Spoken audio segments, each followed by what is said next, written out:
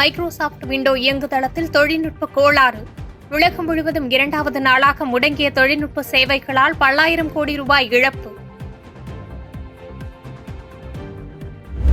Microsoft முடங்கியதால் உலகம் முழுவதும் 3500 விமானங்களின் சேவை ரத்து. திட்டமிட்ட பயணம் மேற்கொள்ள முடியாமல் ஏராளமானோர் தவிப்பு.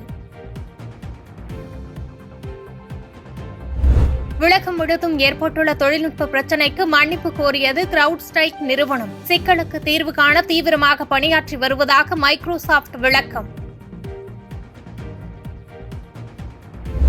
ஆளுநர் RN ரவியுடன் பாஜக மாநில தலைவர் அண்ணாமலை திடீர் சந்திப்பு. தமிழக சட்டம் ஒழுங்கு நிலவரம் உள்ளிட்ட விவகாரங்கள் தொடர்பாக ஆலோசனை என தகவல்.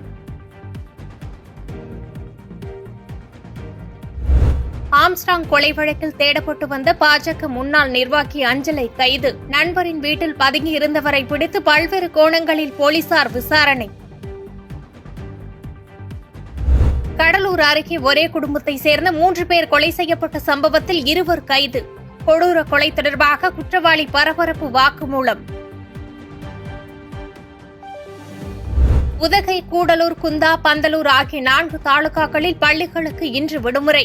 கனமழை காரணமாக நீலகிரி மாவட்ட ஆட்சித்தலைவர் முன்னெச்சரிக்கை நடவடிக்கை. தொடர் கனமழையால் திரும்பும் இடமெல்லாம் வெள்ளக்காடாக காட்சியளிக்கும் கர்நாடகா. தக்ஷிண கன்னடா, உத்தர கன்னடா மாவட்டங்களுக்கு ரெட் அலர்ட். பள்ளி கல்லூரிகளுக்கு விடுமுறை.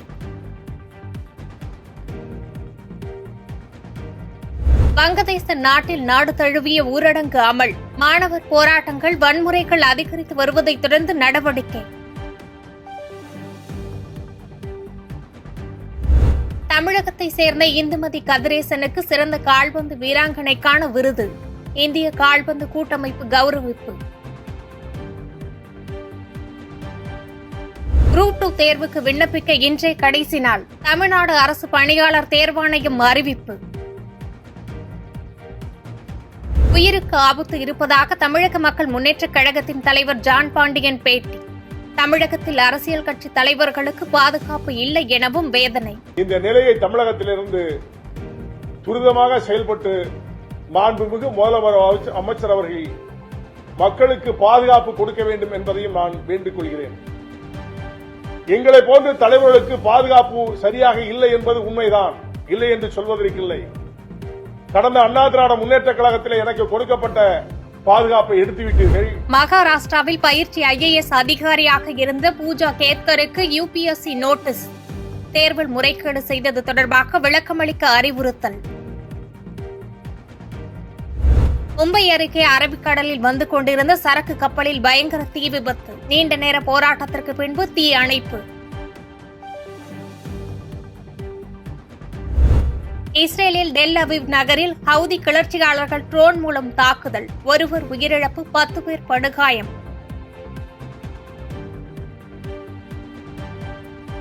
பாதகம் செய்பவரை கண்டால் நாம் பயங்கொள்ளலாகாது பாப்பா.